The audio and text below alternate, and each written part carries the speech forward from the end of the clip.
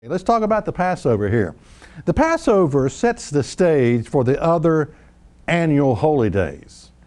It is the beginning of God's master plan of salvation.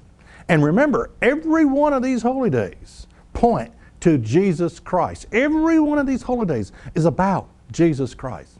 Okay, the Passover is about a covenant, an agreement.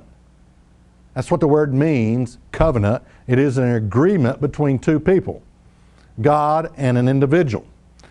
And you have God's part of the covenant, you know, His grace, His mercy, His forgiveness of our sins. You have God's part, but then you have our part. You can't just make a covenant with yourself. You got to have two people involved in that covenant.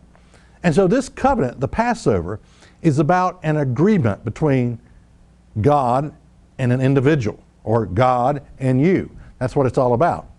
Now, I was driving down the road recently, and I was listening to some rock and roll music, I believe, and I can't think of the name of this song, but I just thought the words were interesting. Old song back in the 70s, I'd say.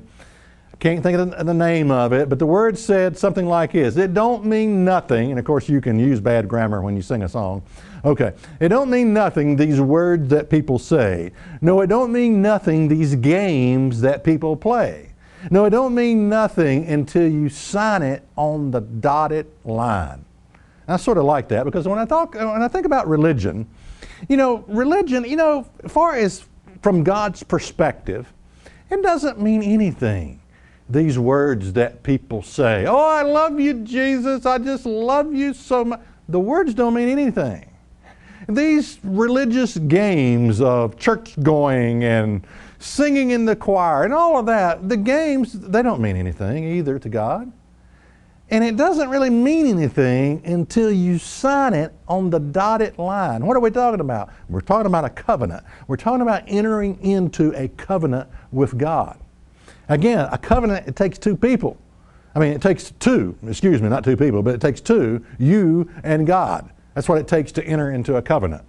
Okay, well, what is this covenant about, though? Well, let me tell you what it's about. It's about all that the Lord has said we will do. Originally, that's what the covenant was all about. All that God has said we will do. Too many people, religious people, focus on God's part. God, I need your grace. God, I need you to forgive me. God, I need you to come through for me. I need you to do this for me and that, and bless me here and bless me there. And Lord, Lord, Lord, Lord. And we're just full of requests. And what we forget is that covenant, we forget our part. Well, what is our part? Well, hold on to your seats. You're going to despise this word. Your part is obedience. Yeah, obedience. You don't believe me? Let's look at Hebrews 5 and verse 9. Hebrews 5 and verse 9. It's doubtful you're ever going to hear this scripture quoted in your local church, but let's go with it. Hebrews 5 and verse 9. And being made perfect, speaking of Christ here, and being made perfect, He became the author of eternal salvation unto all them that obey Him. That's right. Your Savior has become the author and finisher of salvation unto all them, unto all that, what was it? I can't hear it. Unto all them that obey Him. Is that really in the Bible?